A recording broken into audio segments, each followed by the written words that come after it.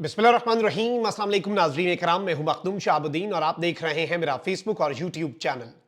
उम्मीद करता हूं आप सब लोग बखैर वाफियत होंगे और जहां भी होंगे अपने अहले खाना समेत खुश भी होंगे और महफूज भी। नाज़रीन इकराम, इय्याका नअबुदु व इय्याका नस्तईन।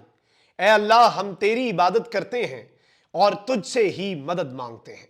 आज 15 मार्च 2025 हफ्ते का दिन है, सरकारी छुट्टी है, मुलाकातों का दिन भी नहीं है, लेकिन इस छुट्टी के दिन अडियाला जेल के दरवाजे खुले हैं और मुलाकात हुई है।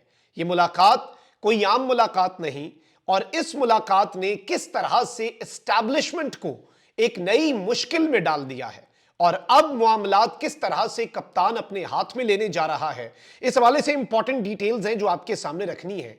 और 2.5 घंटे तक जारी रहने वाली ये गेम चेंजर मुलाकात किस तरह से इस वक्त इस निजाम के लिए खतरा बन चुकी है और एस्टैब्लिशमेंट किस तरह से अब इन द कमिंग डेज मुश्किलात का शिकार होगी, इसे डिस्कस करना बहुत ज्यादा जरूरी है।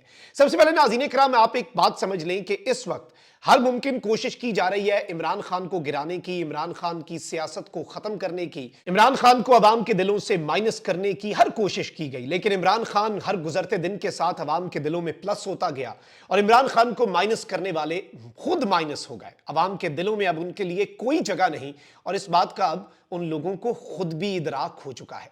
लेकिन यहां पर 2-3 चीजें आपने समझनी है कि एक जानिब तो 26वीं आईनी तरमीम करके जुडिशरी को मैनेज कर लिया गया। इस्लामाबाद हाई कोर्ट के अंदर भी जस्टिस सरफराज डोगर की सूरत में अपनी मर्जी का जज ले आए, लेकिन अभी भी जुडिशरी के अंदर ऐसे जजेस हैं जो हक और सच पर डट कर फैसला करते हैं और जो आइन के मुताबिक चलते हैं। इस्लामाबाद हाई कोर्ट में इन जजेस की आज भी मेजॉरिटी है।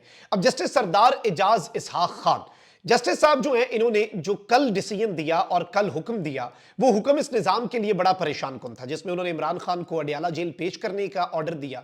लेकिन इसके बावजूद उन्हें पता था कि निजाम ने इमरान खान को जेल में पेश नहीं करना। इमरान खान की एक तस्वीर से यह निजाम खौफजदा है, लेकिन जज साहब ने इन्हें बहुत अच्छे तरीके से घेरा है। अब याद रखिएगा कि यही जस्टिस सरदार एजाज इसहाक खान है जिन्होंने बड़े दबंग रिमार्क्स दिए। आफिया सिद्दीकी का केस जो है वो इनके सामने लगा हुआ है और जब इन्होंने ये कहा हुकूमत से कि आफिया सिद्दीकी जो है उसे आप रिहा करवाएं, आप कैदियों का तबादला कर लें, आप अमेरिका को उनका बंदा दे दें जो उन्हें चाहिए, हमें आप आफिया सिद्दीकी ला कर दें, तो हुकूमत पाकिस्तान ने यह जवाब दिया जज साहब की अदालत में कि भाई हमारा अमेरिका के साथ कैदियों के तबादले का कोई मुआहदा नहीं। फिर ये जो इन्होंने रिसेंटली एक बंदा पकड़ के नहीं अमेरिका को दिया जिसपे ट्रंप ने शुक्रिया अदा किया पाकिस्तान का और ये लुडियां डाल रहे थे, उस पर जज साहब ने रिमार्क्स भी दे दिए। जज साहब ने कहा कि एक जानिब आप कहते हैं कोई मुआहदा नहीं, वहीं दूसरी जानिब बगैर किसी मुआहदे के, बगैर किसी कानून के आप बंदा चुक के इन्वेस्टिगेशन करके बंदा अमेरिका बहादुर के हवाले करके अमेरिका से शुक्रिया अदा करवा के लुडियां डाल लेते हैं। मतलब जज साहब ने ये पॉइंट रेज किया कि भाई आप ये कैसे कर सकते हैं। अच्छा, उसी दिन जिस दिन जज साहब ने ये रिमार्क्स दिए थे, उस दिन उन्होंने एक और केस के अंदर जब पीटीआई के वकला ने तौहीन अदालत की दरखास्त दी और दूसरी तरफ अटॉर्नी जनरल साहब जो हैं और जो सरकारी वकील हैं ये बेसिकली आपस में बहस कर रहे थे, तो जज साहब ने कहा कि भाई आपस में बहस की जरूरत क्या है, आपको नहीं मालूम कि अडियाला जेल के मामलात कहां पर चलते हैं, ना आपकी मर्जी से चलने हैं ना आपकी मर्जी से, यानी ना पीटीआई की मर्जी से ना ही जो अडियाला के मामलात हैं वो हुकूमत की मर्जी से। सबको पता है कहां पे ये मामलात चल रहे हैं। अब नाज़रीन इकराम, इमरान खान साहब से मशाल यूसुफजई साहिबा ने एक एप्लीकेशन दी इस्लामाबाद हाई कोर्ट में कि भाई मेरी मुलाकात नहीं हो रही। अब ये जो केस है ये बड़ा इंटरेस्टिंग था क्योंकि ऑब्वियसली बुशरा बीबी मशाल यूसुफजई को अपनी तर्जुमान जो है उसके ओहदे से हटा चुकी हैं और मशाल यूसुफजई डायरेक्टली अब इमरान खान साहब और बुशरा बीबी का कोई केस भी नहीं लड़ रहे। लेकिन ये केस है, आ गया अदालत में, जज साहब ने तो इसमें फिर इंसाफ करना था। अब जज साहब ने इस निजाम को घेरा है और ये मामला सिर्फ मशाल यूसुफजई तक नहीं रहा। जज साहब ने शुरू में कहा कि भाई अडियाला का सुप्रीडेंट जो है वो आके जाती हैसियत में तलब हो।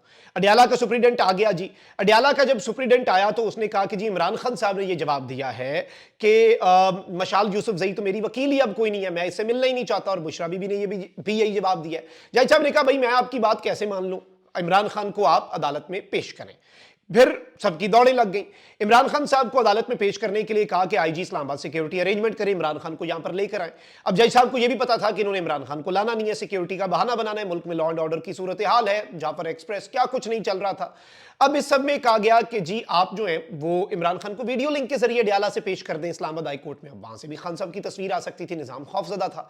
अब जो वीडियो लिंक पे इमरान खान साहब जो है वो उन्हें पेश करने के हवाले से इन्होंने जवाब दिया कि लिंक डाउन है और हम यहां पर ला नहीं सकते कि सिक्योरिटी डाउन है। तो जज साहब ने कहा ऐसे भागने नहीं दूंगा, रिटर्न अडियाला का सुप्रीडेंट रिटर्न बयान हल्फी दे के अडियाला जेल में लिंक डाउन है और इस्लामाबाद का आईजी जो है वो रिटर्न दे के भाई सिक्योरिटी के मसले हैं इसलिए खान को नहीं ला सकते। ये तो हो गया बयान हल्फी का मामला। फिर जज साहब ने कहा कि मैं लॉ क्लर्क है बानो साहिबा सकीना बानो, उन्हें मुकर्रर कर रहा हूं अदालती कमीशन, वो जाके इमरान खान से मुलाकात करेंगी और वो इमरान खान से कुछ सवाल पूछेंगी कि अडियाला जेल का सुप्रीडेंट सही बात कर रहा है कि नहीं। अब उसमें एक सवाल तो यह है कि जी मशाल यूसुफजई साहिबा आपकी वकील अभी हैं या नहीं और आप उनसे मिलना चाहते हैं या नहीं। ये सवाल इररेलेवेंट है। खान साहब इसका हाँ या ना जो भी जवाब दें वो मैटर नहीं करता। अगले जो सवाल हैं वो बड़े इंपॉर्टेंट है क्योंकि जज साहब ने केस का दायरा कार जो है वो बढ़ा दिया। जज साहब ने जो सकीना बंगश साहिबा हैं, सकीना साहिबा, इन्हें कहा कि आपने जो सवालात पूछने हैं केस का दायरा फैल गया। अब केस का दायरा कैसे फैला? अब याद रखिएगा जुमेरात की भी खान साहब से लगातार 2 हफ्ते गुजर गए हैं, जुमेरात वाली मुलाकात नहीं करवा रहे जो वकला से होती है, फैमिली वाली मुलाकात मंगल वाली करवा रहे हैं, वकला वाली मुलाकात नहीं करा रहे। वकालतनामे साइन करवाने के लिए दिए जाते हैं, वकालतनामों पे ये साइन होने नहीं देते। और इमरान खान साहब का मौक़िफ़ इस सब के अंदर क्या रहा है? वो ट्वीट्स भी कर चुके हैं कि ये सब कुछ जो है ये चीफ करवा रहे हैं और वो अपने एक कर्नल के जरिए जो अडियाला जेल के मामलात चलाता है, जो अडियाला जेल के अंदर ऑल इन ऑल है और अडियाला जेल के अंदर सुप्रीडेंट जो है उसके हाथ में कुछ नहीं है, सब कुछ कर्नल के हाथ में है। ये खान साहब का मौक़िफ़ है, ये याद रखिएगा, ये आपने बैक एंड पे बात रखनी है। अब जो लॉ क्लर्क हैं, जो अदालती कमीशन मुकर्रर हुआ, उन्हें यह ऑर्डर दिया गया कि मशाल यूसुफजई इमरान खान की वकील है या नहीं। एक ये सवाल आपने पूछना है। दूसरा, इमरान खान से वकला की फहरिस्त की तस्दीक करवाई जाए कि इमरान खान साहब के कौन कौन वकला हैं, फिर उनके लिए कोई मुश्किलात नहीं होंगी और वो वकला जो हैं वो मिलेंगे ही मिलेंगे चाहे जो मर्जी हो जाए। फिर जो एक सवाल है वो बड़ा इंटरेस्टिंग है कि इमरान खान साहब को वकालतनामे दस्तखत कराने की इजाजत है या नहीं। अब ये एक बड़ा अहम तरीन सवाल है जिससे निजाम घेरे में आ सकता है। अब इस सब के अंदर मैं आपको ये भी बता दूं कि इस्लामाबाद हाई कोर्ट के अहकामात पर मुकर्रर करदा अदालती कमीशन जो है वो अडियाला जेल पहुंचा इमरान खान साहब से मुलाकात करने और ये एक रुकनी अदालती कमीशन है। और मैं आपको ये बता दूं कि अडियाला जेल में जो आज छुट्टी के दिन दरवाजे खुले और जो मुलाकात हुई है अदालती कमीशन की, ये मुलाकात सवाल बड़े सादा लग रहे होंगे कि मशाल यूसुफजई आपकी वकील है या नहीं। इमरान खान साहब ने कह दिया होगा हाँ या नहीं, ठीक हो गया। खान साहब से वकला की फहरिस्त दिखाई गई होगी, इसकी तस्दीक कर दें, हाँ या नहीं में जवाब, ठीक हो गया।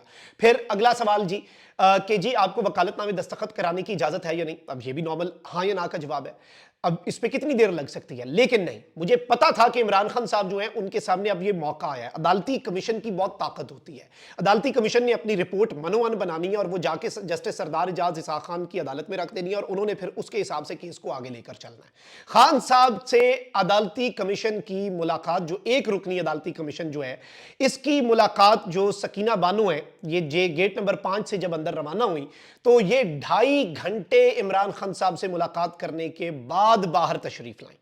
2.5 घंटे की इमरान खान साहब से मुलाकात हुई है और इसके अंदर आपको लगता है कि इमरान खान साहब ने एस्टैब्लिशमेंट के रोल के ऊपर और अडियाला जेल के अंदर एस्टैब्लिशमेंट के होल्ड के ऊपर बात नहीं की होगी।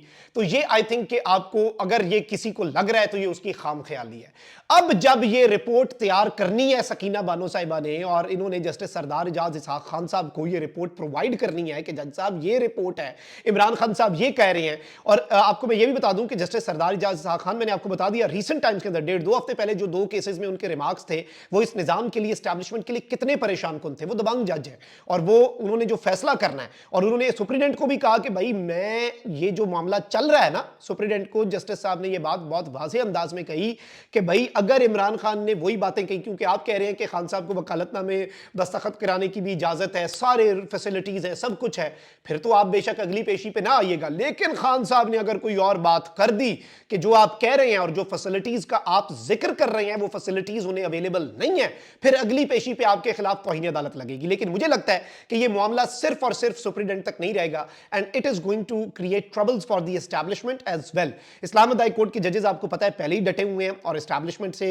एक दफा ही होता है जब आपने मुक्तदरा को एक वो जो प्रेशर है ना उसे जब आप बर्दाश्त कर जाते हैं फिर आप इम्यून हो जाते हैं, फिर आप you rise above that pressure. तो इस्लामाबाद हाई कोर्ट के मेजॉरिटी जजेस जो आज भी हैं, एक्सेप्ट फॉर जो इंपोर्ट करके नए लाए गए हैं, कुछ जूनियर मोस्ट नए तैनातियां और कुछ के तबादले, उसके अलावा जितने जजेस हैं वो सारे आपको मालूम होना चाहिए कि जिस तरह से वो डटे हुए हैं और जिस तरह से वो इस वक्त अपने ऊपर उस मौकफ के ऊपर, तो इससे बहुत ज्यादा प्रॉब्लम्स जो हैं वो इस सिस्टम के लिए, इस निजाम के लिए और एस्टैब्लिशमेंट के लिए क्रिएट होंगी। क्योंकि इमरान खान साहब ने 100% ये चांस है और इसके अंदर कोई दूसरी राय नहीं है कि जो मौकफ वो अपनी ट्वीट्स के जरिए जारी करते हैं वो मौकफ इमरान खान साहब इस सब के अंदर अदालती कमीशन के सामने भी बयान करेंगे और जो वो एस्टैब्लिशमेंट और एजेंसीज और एक कर्नल जो है हैं उनके रोल की बात करते हैं कि जी अडयाला जेल में सारे मामलात वो चला रहा है, तो ये बातें आज इस्लामाबाद हाई कोर्ट के एक दबंग जज के सामने अदालती कमीशन के जरिए इमरान खान के वेरीफाइड बयान के जरिए, ये बयान ऐसे ही है जैसे इमरान खान साहब ने अदालत में आकर बयान दिया है। तो आप अंदाजा करें कि इससे केस का धारा कहां पर जा सकता है। और दायरा कार मशाल यूसुफजई इररेलेवेंट है, दायरा कार जो है वो इस केस का बहुत ज्यादा वसी हो चुका है। कमेंट सेक्शन में राय का इजहार जरूर करें। अपना बहुत ख्याल रखें। अल्लाह निगहबान। पाक जिंदाबाद।